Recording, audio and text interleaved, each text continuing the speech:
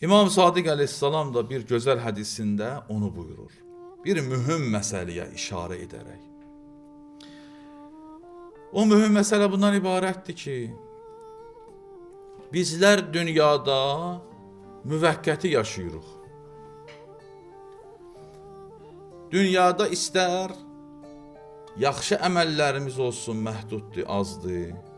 İstər günahlarımız, istər cinayətlərimiz də azdır.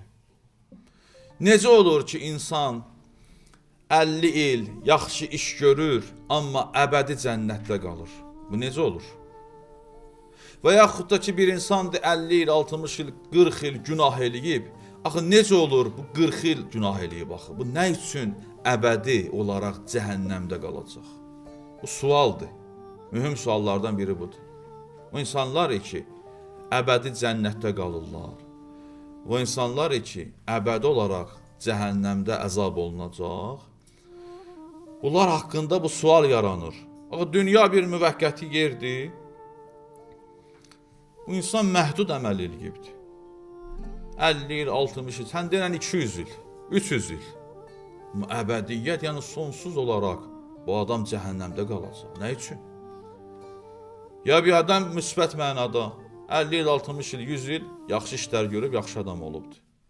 Nə üçün buna bu cür əbədi cənnət mükafatı verilir? İmam Sadiq əleyhissalam bir gözəl hədisində bunu cavablandırır. Buyurur ki, İnnəma xullidə əhlün nar finnar liənnə niyyatihim kənət fid-dünya ən ləv xullidu fiha ən yəsullaha əbədə. Həzrət buyurur, cəhənnəm əhli buna xatir cəhənnəmdə əbədi qalacaqlar. Çünki onların niyyətləri bu idi ki, dünyada nə qədər qalsalar, dünyada əbədi qalsalar, həmişə Allaha üsyan edib günah etsinlər. Bunların niyyətləri bu cür idi. Bunların adətləri bu cür idi. Bunların səciyyələri bu cür idi. Bunların həyat tərzi bu cür idi. Bu proqram əsasında yaşayırdılar. Bunlar bu cür idilər. Və təcrübədə biz bunu görürük. Təcrübədə biz bunu görürük. Həzrət də buyurur ki, cəhənnəm əhli düzdür dünyada məsələn 100 il, 50 il günah eləyiblər.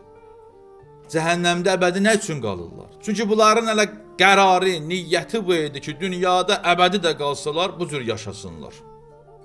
Günah eləsinlər.